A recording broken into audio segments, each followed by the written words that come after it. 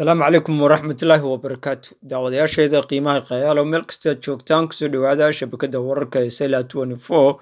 maanta waxaan idiin haynaa faallo gaar oo aan kaga hadlayno ciidanka Jamhuuriyadda Somaliland ee magaalada Boocane ama degmada Boocame la wareegay oo wax yar u jirta magaalada Garowe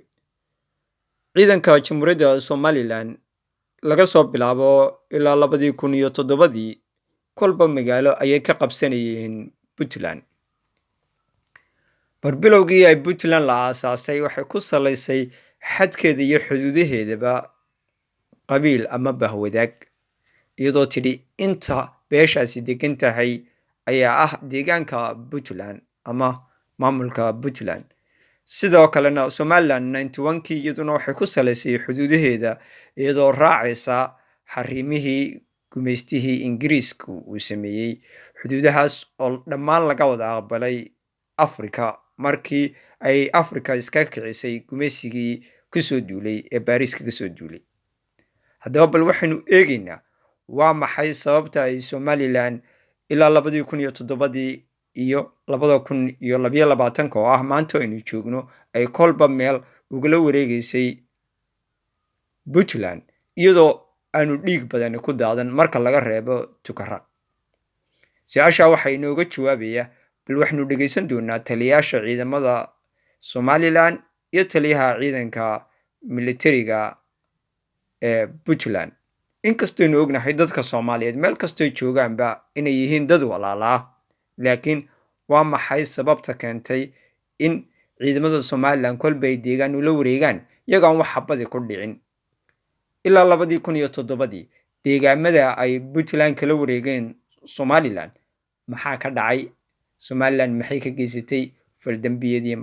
ka dhaceen ciidamada Somaliland ee deegaanka jooga sideebay u dhaqmaan xageeba lagu soo tababaray labada taliya ayaynu dhageysan doonaa doodahooda idinkaana idin deynaya kala saaridooda waxaan inaga iyo idinka iyo awowayaasheen iyo inaga iyo awowayaasheen midna soo agstaagin ba maanta inoo wiil arabikhi iyo haruur beerto gebile iyo wajaale dhexdood baa halkan ku jooga iyo baki iyo ka yimi iyo xariir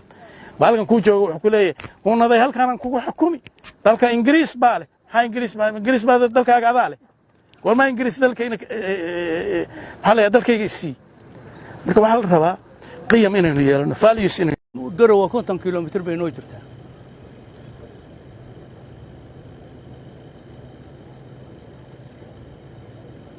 jaar wanaagsan waynu la doonaynay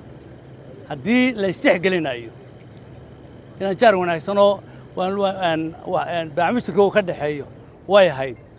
waana rajaynaynaa ilaahay saa ka dhigo oo nin damaca intoo la iska daayo nin walba xaqiisa in la siiyo maanta madaxweyne intaad joogtay ciidanku waa kaasoo taangiyaash buu leeyahay artillerigi buu leeyahay beebeeda oo ku halkaa yaalla teknikadii waad halka arkay waa qayb yar waa dhow in yar ciidankeenu xoog buu leeyahay awood buu leeyahay aw ku daafaco xadka aynu leenahay haddaba waxaad wada dhageysanayseen labadii hadal ee taliyaasha ciidamada militariga ee Jamhuuriyadda Somaliland iyo taliyaha ciidanka maamulka Puntland ee halka ka jeediyeen dib su'aasha ugu weyn waxay tahay madaxda Somaliland iyo madaxda Soomaaliya way garanayaan runta ah waa maxay xuduudii iyo halkeeba la kala joogay iyo sideeba la isugu iman karaa arrinta ugu weynina waxay tahay Soomaalidu ma baahna wiil kale oo Soomaali ah oo kaga dhinta qabiil iyo qabyaalad iyo aragti aan soconaynin waxa muhiim ah Somaliland 30 sanadood ayay ka maqan tahay Jamhuuriyaddii Soomaaliya calanka buluugga lahayd waana run oo adag tahay inay soo noqoto dad 30 sanadood kala maqnaa laakiin waxa loo baahan yahay labada shacabba inay wajahaan runta ah Soomaalinimadu ma buluug iyo calan kala mise waa Soomaalinimo waaniga Cabsaaq Axmed Jaamac idinka daawadayaasheeda caalamka kala jooga waxaan idin leenahay sida ay nabadgelyo Jimcaha Mubaarak meel kasta joogtaan salliga nabiga ku salliya maanta alayhi salaatu wasalaam